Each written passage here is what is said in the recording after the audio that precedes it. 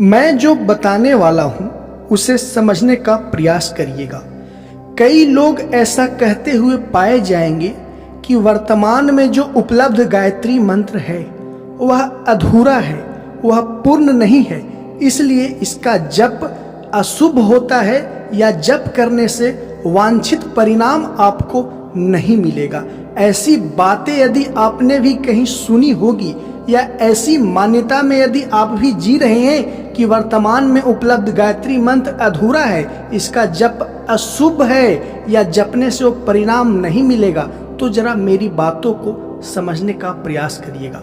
देखिए, मैं जो भी गायत्री मंत्र के ऊपर बातें करता हूँ वो वर्तमान में उपलब्ध जो गायत्री मंत्र है उसी के जप और जप के दौरान मिलने वाले परिणाम के ऊपर मैं बातें करता हूँ। मुझे नहीं पता कि गायत्री मंत्र कभी कंप्लीट था, कभी पूर्ण था और आज अपूर्ण है क्योंकि उसमें से कोई शब्द हटा लिए गए, चुरा लिए गए, मुझे नहीं पता। मैं जो भी बातें करता हूँ गायत्री मंत्र के जप की विधि और उस विधि द्वारा यदि आप गायत्री मंत्र का जप करेंगे तो उसका क्या मनोवैज्ञानिक परिणाम आएगा, मनोवैज्ञानिक स्तर पे आप क्या एहसास करेंगे, वो वर्तमान में उपलब्ध गायत्री मंत्र अर्थात ओम भूर्भुवस्सुवः तत्सवितुर्वरेण्यम भर्गो देवस्य धीमहि धियो यो नः प्रचोदयात्, बस इसी मंत्र के बारे में मैं बात करता हूँ। हो सकता है कभी मंत्र पूरा होगा, उसमें से कोई शब्द चुरा लिए गए, शरारती लोगों की कभी कमी नहीं रही है तो कोई चुरा लिए होंगे कोई मंत्र और मंत्र किसी को फिर याद नहीं होगा, अधूरा रह गया। तो ऐसी जो बातें करते हैं उनकी साइकोलॉजी जरा मैं बता देता हूँ। देखिए, मैं मजाक किया अभी कि गायत्री मंत्र से कोई वर्ड चुरा लिए गए होंगे, कभी मैं मजाक कर रहा हूँ, मैं कटाक्ष कर रहा हूँ विनम्र लहजे में। लेकिन जो इस तरह की र्यूमर को स्प्रेड करते हैं, फैलाते हैं, उनकी साइकोलॉजी को जरा जान ले। और जो इस र्यूमर को फैलाते हैं और जो इस र्यूमर को अपने अंदर धारण करके रखते हैं कि गायत्री मंत्र अपूर्ण है, जप करना अशुभ है या स्त्रियों को जब तो करना ही नहीं चाहिए, ये है वो है, यज्ञोपवीत होके जप करना चाहिए, जो भी बातें आप सुनते हो गायत्री मंत्र के बारे में, उन लोगों के मनोविज्ञान के बारे में बता दूं।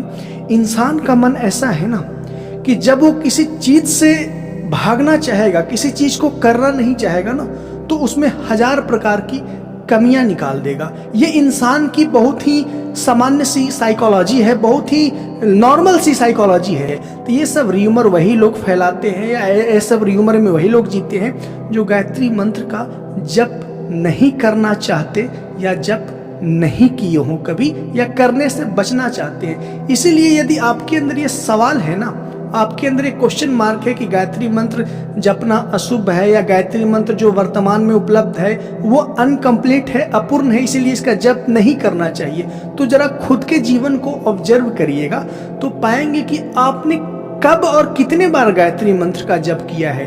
तो ज्यादातर परिस्थिति में आप पाएंगे, मैं ज्यादातर परिस्थिति की बात कर रहा हूँ, कि आपने गायत्री मंत्र का जप नियमित रूप से कभी किया ही नहीं है, सिर्फ करने से आपने बचा है, अपने आप को बचाया है कि मंत्र जप से कैसे खुद को बचाया जाए। और इंसान का मन मंत्र जप से बचना चाहता है। इतना आसान नहीं है कि कोई व्यक्ति 1 सप्ताह से 10 दिन तक एक नियम बना करके गायत्री मंत्र का जप कर ले, क्योंकि मन को संभालना इतना आसान नहीं है और मन को संभाल करके जप में लगाना और उस जप द्वारा ऊर्जा का चक्र निर्मित करना ये भी उतना आसान नहीं है। तो इसीलिए सभी लोग गायत्री मंत्र के जप करने में सक्षम नहीं हो सकते मेरे अनुभव के आधार पे। ये इतना आसान चीज नहीं है जितना आसान समझते हैं। और ये जो र्यूमर फैलाई जा रही है ना, ये र्यूमर उन्हीं लोगों ने फैलाई है जो गायत्री मंत्र का कभी जप नहीं करते और जिन्हें गायत्री मंत्र में कोई इंटरेस्ट है नहीं। और एक महत्वपूर्ण चीज समझिएगा, आप अपने जुबान से अपशब्द, आप अपने मुंह से अपशब्द बोल सकते हैं, लेकिन गायत्री मंत्र का जप आपको भय देता है कि शापित मंत्र है। क्या आप जो अपशब्द बोलते हैं वो शापित नहीं है? दिन भर में कितनी बार माँ बहन दिस डेट आप करते होंगे, लेकिन उसी मुंह से यदि गायत्री मंत्र जपने की बारी आएगी तो आप हजार तरह के क्वेश्चन मार्क खड़े करेंगे। ये आपके जो अनकॉन्शियस माइंड है ना, जिसमें बहुत सारे फियर और बहुत सारे नेगेटिव एनर्जी पड़े हैं, वो नेगेटिव एनर्जी सक्रिय होके आपको पॉजिटिव एक्टिविटी करने से रोकता है कि नहीं नहीं प्लीज मंत्र तो कम से कम मत जपो, गायत्री मंत्र मत जपो, वरना मैं तुम्हारे अनकॉन्शियस में जो ऋणात्मकता निगेटिविटी बैठा हूं ना उसे भागना पड़ जाएगा। तो मन अपना पूरा बल लगाता है, और जब मन बल लगाता है तो एक सामान्य इंसान का जो बल होता है ना वो फीका पड़ जाता है। तो तुम्हारे अंदर की निगेटिविटी, तुम्हारे अंदर की जो निगेटिव एनर्जी है वो एक अनकॉन्शियस से आपके छुपे हुए गहनतम जो हिस्से हैं उससे एक साइकिक पल्स भेजता है, एक मनोगत आवेग भेजता है कि प्लीज गायत्री मंत्र का तो जप करो ही मत, कोई मेडिटेशन तो करो ही मत, ये श्रापित है, ये होता है वो होता है। और उसी पल्स के अभाव में कोई तथाकथित धर्म ज्ञाता लोग आ गए होंगे तो इस तरह की चीजें झाड़ते चलते हैं कि गायत्री मंत्र अशुभ है, गायत्री मंत्र अपूर्ण है, स्त्रियों को जप नहीं करना चाहिए, और क्या क्या नहीं करना चाहिए जो फैला रखे ऐसे ही लोग फैलाते हैं। किसी भी प्रकार का र्यूमर हो दिमाग से निकालिए, ये सारी चीजें कहने और सुनने की बातें हैं, पालन करने की बातें नहीं है। चुपचाप साइलेंटली गायत्री मंत्र का जप करिए। जरा सोचिए ना, एक इंसान अपशब्द बक सकता है लेकिन उसी मुंह से जब मंत्र जपने की बारी आएगी ना तो कहेगा नहीं नहीं ये श्रापित है।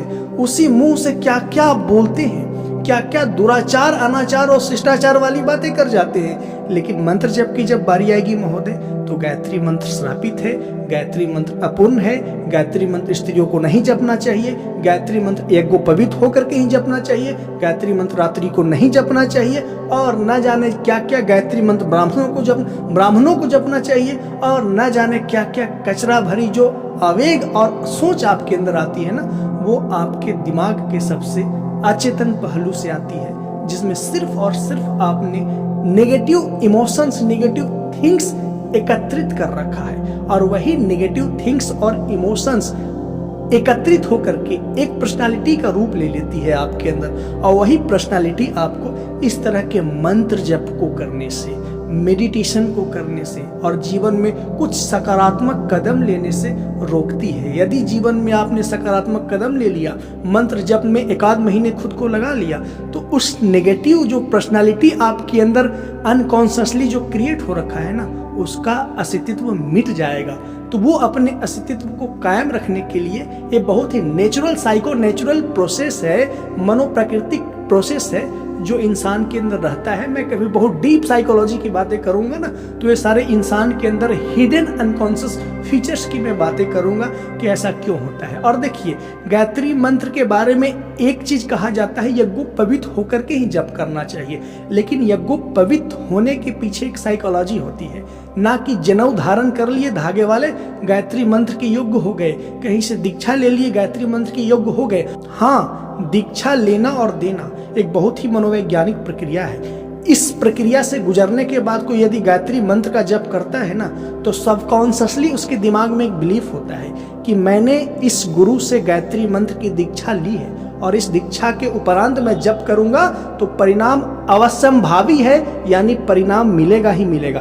इस प्रेरणा से होकर के गायत्री मंत्र का जप करेगा तो सबकॉन्शियस रिफ्लेक्स की वजह से व्यक्ति को गायत्री मंत्र के जप से सकारात्मक परिणाम मिलते हैं। और यज्ञोपवीत भी यही है कि आप एक सबकॉन्शियस बिलीफ बना लेते हैं कि मैं यज्ञोपवीत हूँ, और इसके उपरांत कहा जाता है कि गायत्री मंत्र जप करने से सकारात्मक परिणाम मिलते हैं। तो जो बिलीफ होता है, या उसे कहें सब साइकोलॉजी की टर्म में सबकॉन्शियस रिफ्लेक्स होता है, उसकी वजह से आपको गायत्री मंत्र से सकारात्मक परिणाम मिलने लगते हैं। तो हर की अपनी अपनी साइकोलॉजी है, पर इसकी मेरे समझ से, मेरे अनुभव से या मेरे सीमित ज्ञान के आधार पे कोई साइकोलॉजी नहीं है कि गायत्री मंत्र जो वर्तमान में है वो अधूरा है। यदि अधूरा है भी तो मेरी सारी की सारी फिलॉसफी और साइकोलॉजी इसी अधूरे मंत्र पे है। मैं उस पूर्ण मंत्र की चाह में ही नहीं हूं। मेरे पास जो मंत्र अवेलेबल है मैं उसी पे अपना अनुभविक ज्ञान आपसे शेयर करने का प्रयास करता हूं। आशा करता हूं कि इस वीडियो का जो लक्ष्य है